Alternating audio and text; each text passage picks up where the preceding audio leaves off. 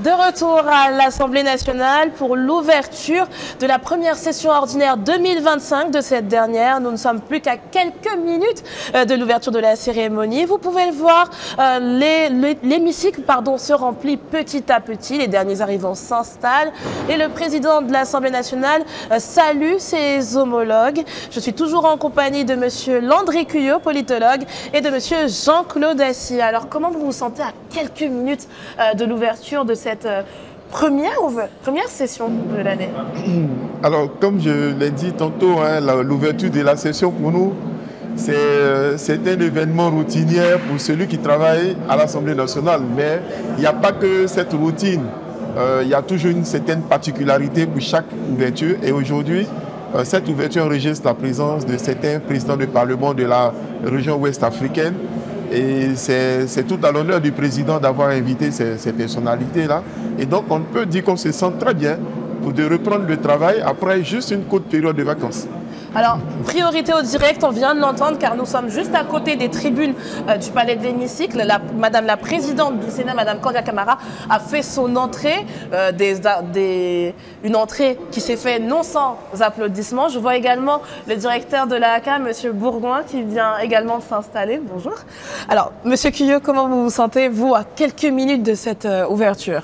Alors, la tenue même de cette activité, la qualité des personnes qui participent à cette activité ne peut que rassurer le citoyen que je suis et qui fait ressortir la santé de notre démocratie et du bon fonctionnement de notre République. Bravo à la Côte d'Ivoire qui tient ses engagements internes et externes. Bravo à la Côte d'Ivoire qui est un pays respecté et respectable. Bravo à la Côte d'Ivoire, à ses institutions, à ses principaux animateurs qui travaillent à ce que ce pays-là garde le rang qui est le sien et surtout, bien sûr, la mission qui est d'être un pays phare. L'événement de ce matin prouve que nous sommes naturellement un pays fort, entretenant des relations de très bonne qualité avec des pays très importants comme le Sénégal et le Bénin, le Togo, Nigeria, qui sont des pays qui sont restés dans la CEDEAO, qui sont fidèles à nos engagements et qui, vous verrez bien qu'au-delà de cette cérémonie, des questions géopolitiques et stratégiques seront certainement traitées afin de consolider, bien sûr, les liens au sein de cette organisation. Alors, je me tourne vers vous, Monsieur Assis, parce qu'il y a une question qui me revient en tête et qui est très pragmatique. Comment sont choisies les délégations qui sont invitées? Très rapide. Alors, très rapide. Les délégations invitées sont choisies par le président de l'Assemblée lui-même. Il envoie des courriers à ses homologues pour les inviter à sa cérémonie. Sur la base de quels critères? Il y a des critères particuliers Non, il n'y a pas de critères particuliers. C'est lui qui... Vraiment, ça relève de son pouvoir discrétionnaire. Il invite tout invité international qui veut. Par contre, les invités nationaux, ce n'est pas à lui de les choisir. Il envoie les courriers à toutes les institutions juste pour leur rappeler la date d'ouverture. La Constitution prévoit que la première session s'ouvre le 3e lundi du mois de janvier et est close le dernier jour ouvrable du mois de juin. Donc, à cette date-là, il va toujours inviter des personnalités à venir. C'est vraiment de son pouvoir discrétionnaire. Alors, encore une fois, nous sommes à quelques minutes de l'ouverture de cette première session ordinaire de 2025. Je suis dans la salle des pas perdus, ou plutôt en haut. À la mezzanine, plutôt. Bah oui, vous êtes un ancien, donc mieux indiqué que moi. Non, ici, les salles ont des noms. Il y a la salle des pas perdus, c'est un peu plus là-bas. La mezzanine, c'est ici. La rotonde à côté. La salle des fêtes juste à côté. La salle des banquets à côté. Donc, en fait, c'est toute une organisation qui permet justement de s'orienter et de ne pas se perdre dans les rues. Alors, on en remarque par le silence apparent que la cérémonie va démarrer. On n'entend plus les tambours, on n'entend même quasiment plus rien. Donc, je vous dirais, messieurs, est-ce que vous auriez un dernier mot? Comment on pourrait conclure cette première partie de cette édition spéciale? On pourra la conclure dans le sens où nous sommes en année électorale, la plus importante, et qu'au-delà de la nécessité du bon fonctionnement de l'État, nous attendons énormément des travaux parlementaires et que ceux-ci seront certainement très disputés. parce que chacun, en tant qu'homme politique, voudra mettre en évidence et en lumière sa contribution, autant pour l'élection du président que pour l'élection des députés, qui va se tenir certainement en décembre. Mais nos attentes sont toutes simples, hein, que l'État de Côte d'Ivoire fonctionne selon la volonté du président de la République, afin que les Ivoiriens s'assurent et soient assurés d'être en parfaite sécurité, en parfaite sérénité. Oui, moi ce que je voulais dire, c'est que cette rentrée solennelle marque le début d'un cycle législatif pour l'année. Il y en a deux. Le cycle législatif pour l'année 2025 va se dérouler en deux phases. Et donc la première session marque la première phase de ce cycle-là. Et donc il y a un certain nombre de projets de loi qui sont sur la table des députés. Il y a certaines missions de terrain que les députés ont envie de faire dans le cadre de l'évaluation des politiques publiques, du contrôle de l'action gouvernementale. Priorité au direct, M. Assis, M. Robert Begré-Mambé, le Premier ministre, vient de faire son arrivée dans l'hémicycle et nous a chaleureusement salué d'ailleurs. Il va s'installer et encore une fois, ça prouve le caractère imminent de l'ouverture de cette cérémonie. Alors donc, comme je disais, ça marque donc le début du cycle législatif pour l'année 2025.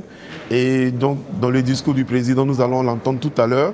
Il va donner les grandes orientations qui représentent les priorités du gouvernement en direction des populations. Et donc, je me dis, pour tout Ivoirien, c'est un événement à suivre et à marquer de très près. On le voit en médaillon, vraiment, nous ne sommes plus qu'à quelques secondes de l'ouverture de cette session. De voir ce palais de l'hémicycle aussi rempli, qu'est-ce que ça vous fait?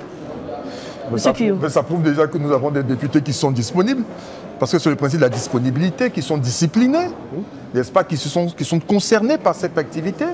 Ils savent le rôle qu'ils doivent jouer, mais aussi que de par leur présence, de par la prestance, c'est l'image du pays qu'ils renvoient. Alors ça revient un peu à ce que vous disiez en tant que citoyen.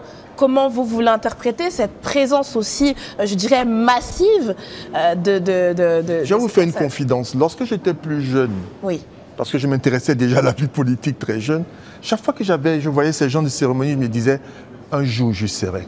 Mais et aujourd'hui, vous y êtes? Déjà, j'y suis à côté. Vous êtes à côté? J'y suis à côté. Mais un jour, on te dit, un jour, je dois y être. Oui. Je dois y être parce que ceux qui y sont font un travail formidable. Ils participent à quelque chose de beaucoup plus grand que nous.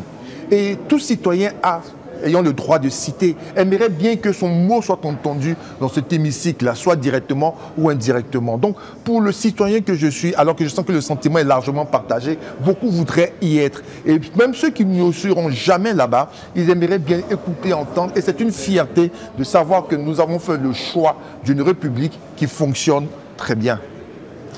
Alors, moi, ce que je voulais dire sur la question, c'est la cérémonie solennelle d'ouverture de la session marque également le rappel des troupes. C'est ça. Voilà, parce que les députés, après la clôture du 31 décembre passé, se sont retrouvés en vacances. Et donc aujourd'hui, c'est une rentrée solennelle, c'est la rentrée des classes pour les députés. C'est ça. Aujourd'hui, nous n'aurons pas l'occasion d'entendre l'appel nominal des députés, mais par le passé, à cette cérémonie, il y a l'appel nominal des députés. Et donc, à l'appel de son nom, le député répond présent. Excusez-moi de vous couper, M. Assis, on vient d'entendre le son de la cloche. Alors, on va vous demander qu'est-ce que ça signifie. Très rapidement, c'est que le président de l'Assemblée a fait son entrée dans la salle. En sonnant la cloche, il attire l'attention des députés pour leur dire que la séance va s'ouvrir. La séance va donc s'ouvrir. Merci, M. Landry Cuyeux, d'avoir accepté notre invitation et d'être notre consultant de ce jour. M. Jean-Claude Assis, merci également de nous avoir donné des éclaircissements sur le protocole et sur le fonctionnement de l'Assemblée. Merci à vous, chers téléspectateurs, d'avoir suivi cette première édition de ce direct, cette première partie, de ce direct consacré à l'ouverture de la première session ordinaire à l'Assemblée nationale. Nous revenons après la cérémonie. Mesdames et messieurs les députés, comme vous le savez, la cérémonie solennelle d'ouverture d'une session ordinaire offre au président de l'Assemblée nationale l'occasion de prononcer un discours. Je vais donc me livrer à cet exercice.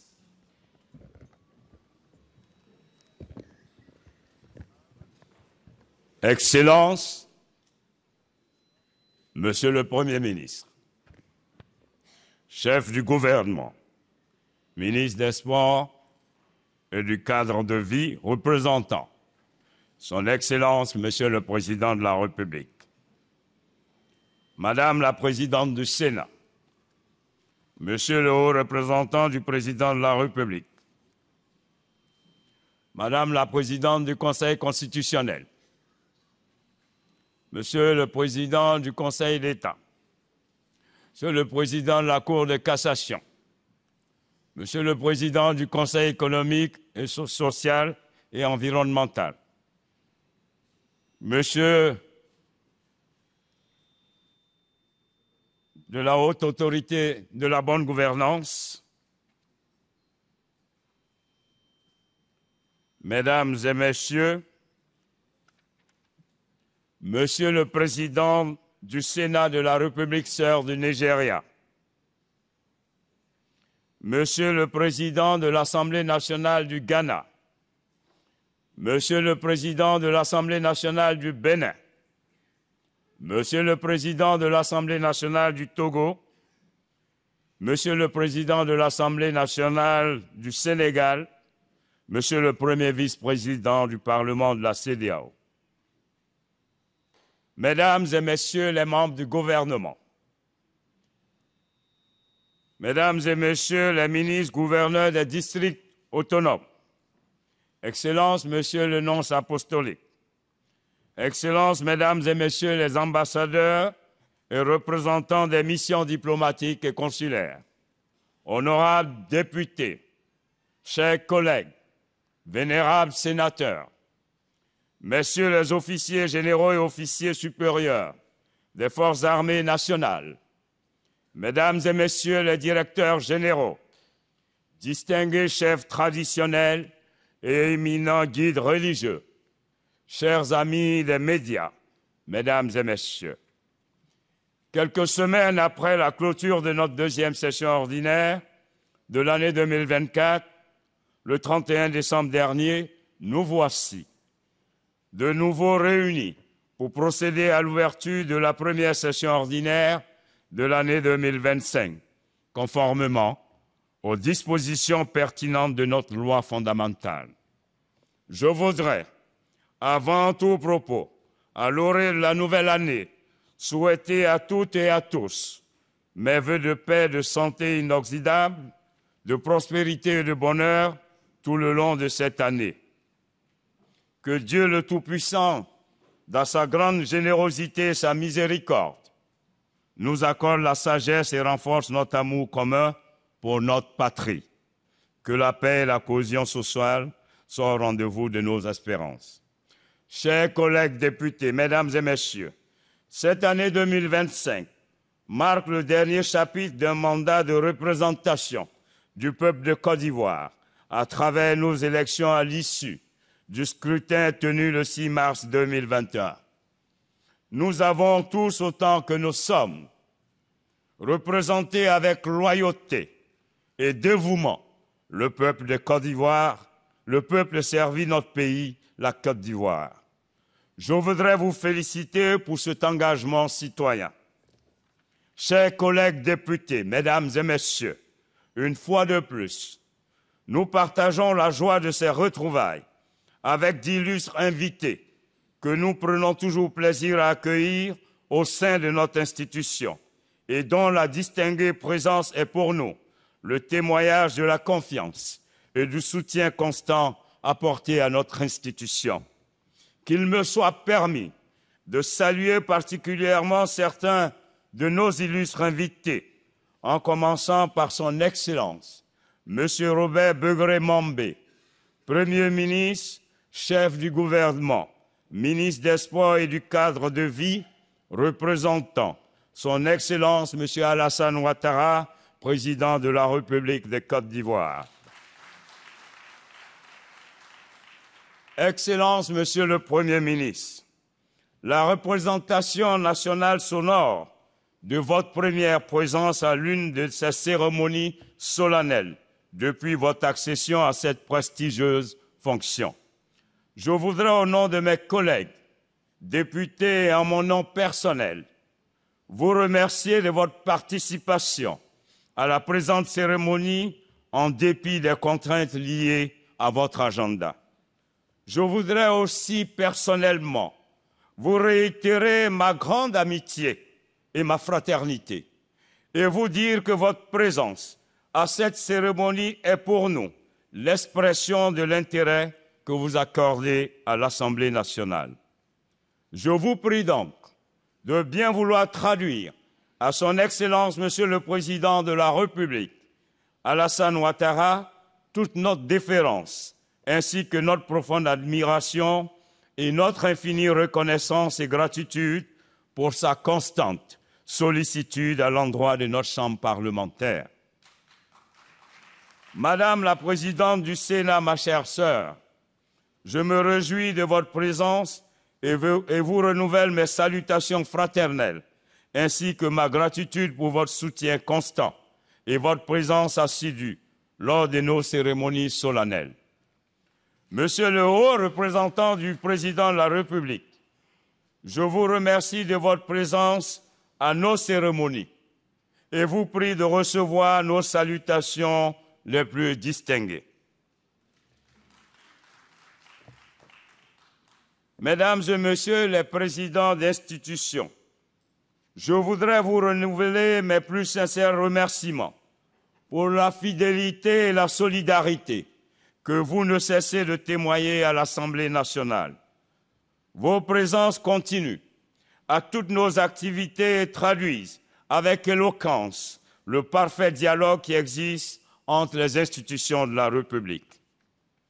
Excellences, Mesdames et Messieurs, les ambassadeurs représentants des missions diplomatiques et consulaires, nous apprécions au plus haut point votre amitié et votre appui aux institutions de la République et au peuple ivoirien.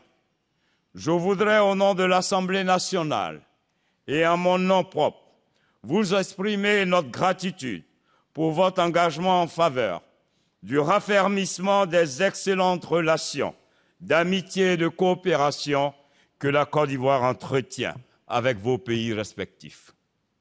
Distingués chefs traditionnels et éminents guides religieux, je vous remercie de votre présence et votre participation continue aux cérémonies solennelles de l'Assemblée nationale. Je reste sensible à cette marque de confiance que vous nous démontrez. Honorables députés, Mesdames et Messieurs, cette rentrée solennelle, comme vous l'avez constaté, a un cachet bien particulier, non pas du fait de sa solennité, mais du fait qu'elle enregistre la participation de 5 présidents de parlements de pays frères et une délégation du Parlement de la CEDEAO qui ont bien voulu rehausser par leur présence cette cérémonie en répondant favorablement à notre invitation. Je souhaite, en votre nom et en mon nom, à tous nos illustres invités, le traditionnel Akwaba en terre ivoirienne, et émet le vœu que leur séjour au bord de la lagune ébriée soit des plus agréables et mémorables. Je me réjouis ainsi de la distinguée présence de mon frère et ami, son Excellence M. Godwill Akpabio, président du Sénat du Nigeria, qui nous honore en ayant répondu favorablement à l'invitation à lui adresser. Monsieur le Président, chers frères, l'Assemblée nationale, par ma voix, s'honore de votre présence à la présente rentrée solennelle. Votre présence ne me surprend guère du fait des liens forts unissant nos 2 personnes, ainsi que nos 2 présidents de la République, son Excellence M. Alassane Ouattara et son Excellence M. Bola Tinubu. Monsieur le Président, je voudrais singulièrement vous remercier quand je sais dans quel état vous avez décidé de participer, de prendre part à cette rentrée. Je vous remercie. Je voudrais saluer son Excellence M. Alban Soumana Gbagben, président de l'Assemblée nationale du Ghana. Chers frères, qu'il me soit d'emblée permis de vous féliciter pour votre réélection en qualité de président de l'Assemblée nationale, comme je vous appelle, Monsieur le Président 2 étoiles. Chers frères, du fait de l'excellence de nos rapports que nous entretenons, j'ai pris part à votre invitation du 5 au 8 janvier 2025 à l'investiture du nouveau président de la République du Ghana, ainsi qu'à votre investiture après votre réélection en qualité de président de l'Assemblée nationale. C'est l'occasion pour moi de féliciter le peuple ghanéen qui a traduit l'enracinement de la démocratie par des élections transparentes et apaisées. Aujourd'hui, chers frères, vous êtes à nos côtés à Abidjan. Merci à vous. Distinguées personnalités, honorables députés, mesdames et messieurs, je salue également la présence amicale et fraternelle de son Excellence, mon frère Louis Vlavonou, président de l'Assemblée nationale du Bénin. Merci, chers frères, de répondre favorablement à chaque fois que de besoin, traduisant ainsi la force de notre fraternité, mais surtout traduisant l'excellence des relations entre le président Alassane Ouattara et le président Patrick Talon. Chers frères, Monsieur le Président de l'Assemblée nationale du Togo, mon cher frère Kodjo, président élu il y a seulement quelques mois, je suis très heureux et l'Assemblée nationale et moi sommes heureux de vous recevoir ce matin pour notre entrée solennelle. Votre présence ici est le témoignage de la dynamique des relations entre le président Faure Gnassingbé et son Excellence le président Alassane Ouattara. Merci à vous. Monsieur le Président de l'Assemblée nationale du Sénégal, mon jeune frère,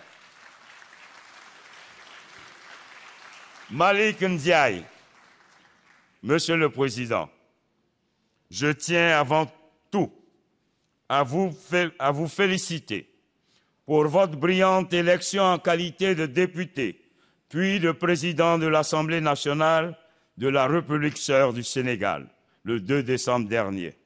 Votre accession à cette prestigieuse fonction est le signe de la confiance que vous témoignent vos pairs. Je reste convaincu que votre vision de l'intégration africaine et de la coopération sous-régionale sera un atout précieux pour renforcer les liens séculaires qui unissent nos deux peuples et nos deux chefs d'État, Diomaye Faye, son Excellence Diomaye Faye et son Excellence le Président Alassane Ouattara. Honorables députés, Mesdames et Messieurs, distingués invités, ce haut panel de présidents de Parlement voit la participation d'une délégation du Parlement de la CEDEAO, conduite par son premier vice-président, l'honorable Djibril Baro. Je voudrais vous remercier et transmettre mes salutations à la présidente du Parlement de la CEDEAO. Chers collègues, distingués invités, Mesdames et Messieurs, notre première session de cette année 2025 s'ouvre dans un environnement national marqué par la résilience de notre économie. En effet, nonobstant le contexte sous-régional et universel, globalement difficile, l'année 2024 a permis de maintenir nos efforts pour le développement de notre pays, grâce notamment à la consolidation de la paix, de la sécurité, au renforcement de la cohésion nationale et la culture du dialogue en toutes circonstances. La Côte d'Ivoire continue ainsi de démontrer la robustesse de son économie grâce à un cadre macroéconomique solide et une gestion rigoureuse et saine de nos finances publiques sous le leadership de son Excellence M. Alassane Ouattara. De ce fait, l'activité économique s'est améliorée avec un taux de croissance du PIB évalué à 7% en 2025 contre 4,2% au niveau de la CEDEAO. Nous voudrons là aussi féliciter son Excellence le Premier ministre Robert Begré Mambé pour la conduite avec abnégation et dextérité du gouvernement de Côte d'Ivoire.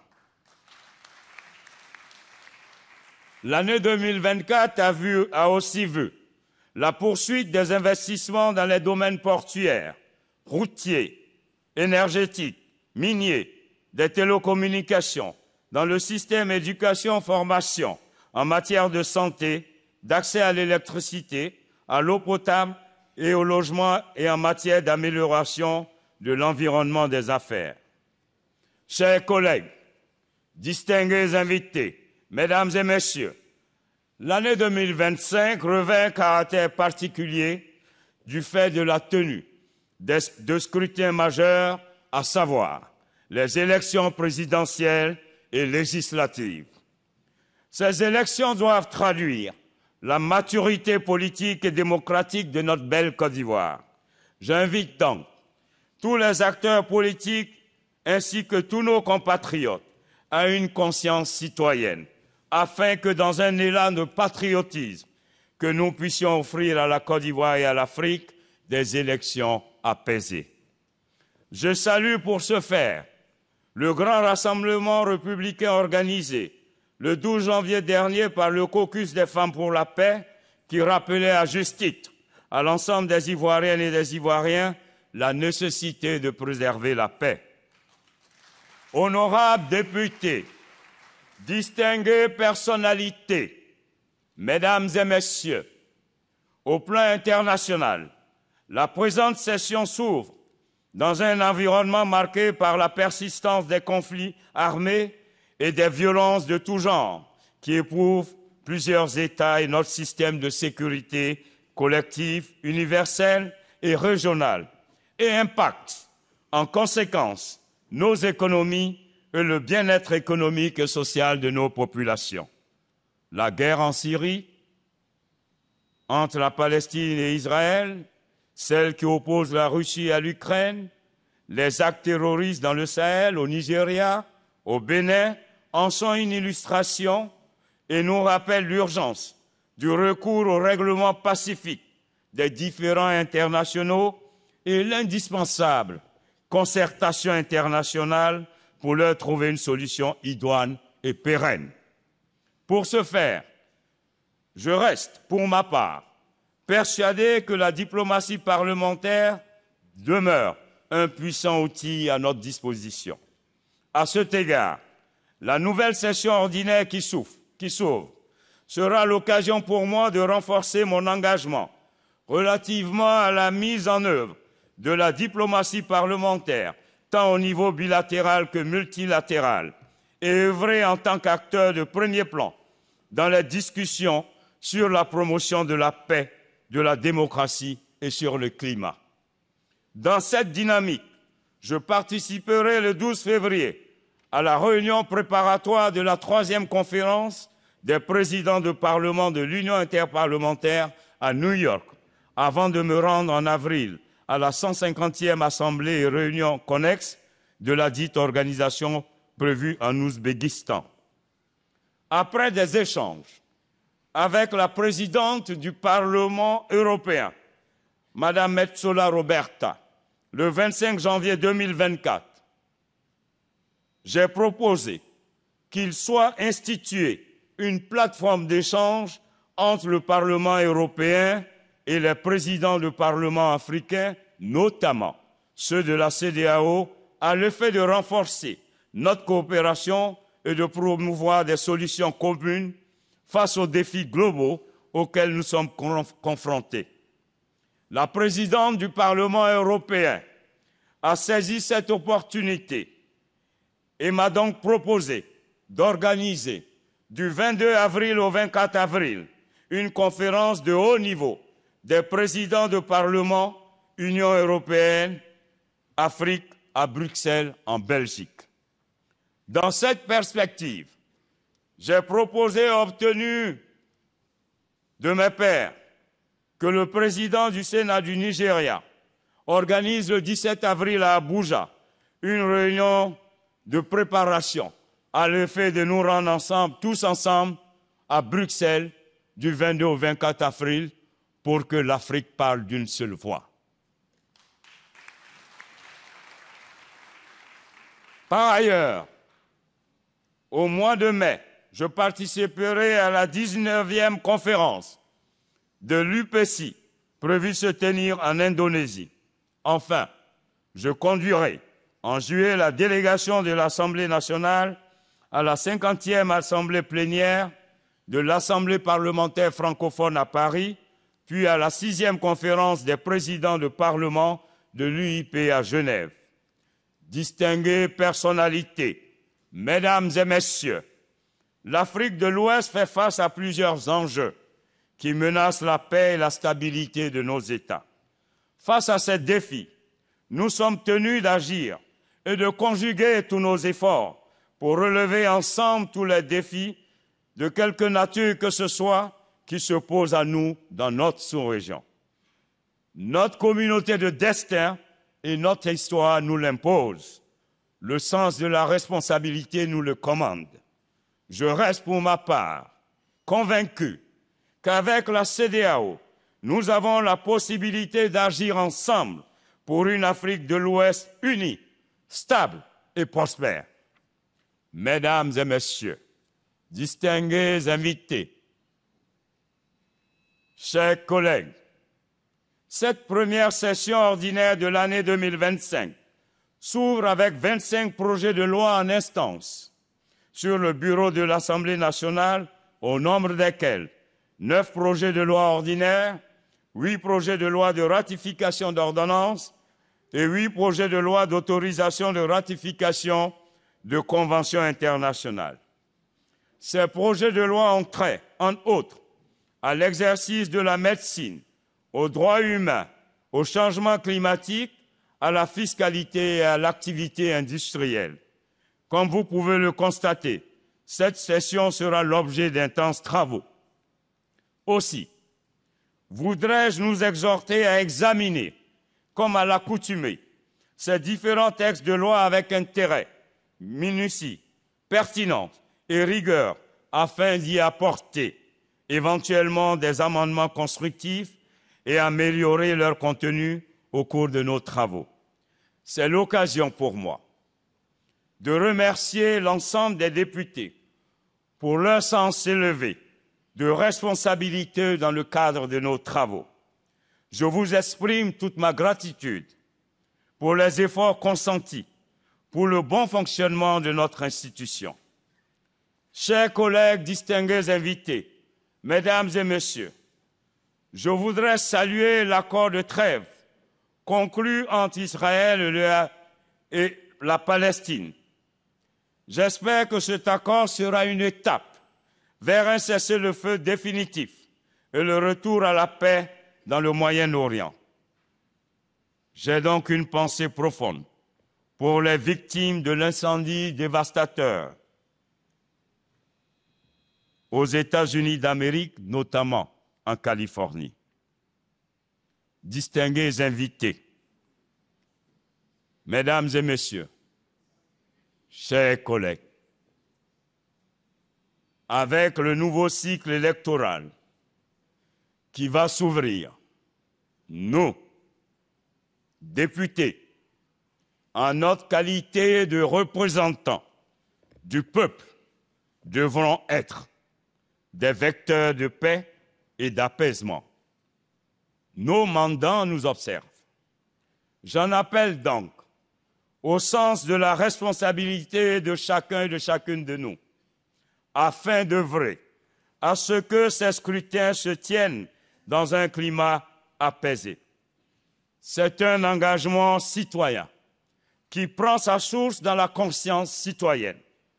J'en appelle donc à la résilience républicaine des députés que nous sommes et de nos concitoyens. Je salue une fois de plus l'esprit de famille parlementaire qui anime chacune et chacun d'entre nous, et ce, dans le respect de nos différences, lors de nos traditionnelles séances en commission et en plénière. Merci à vous tous et à vous toutes, chers collègues députés.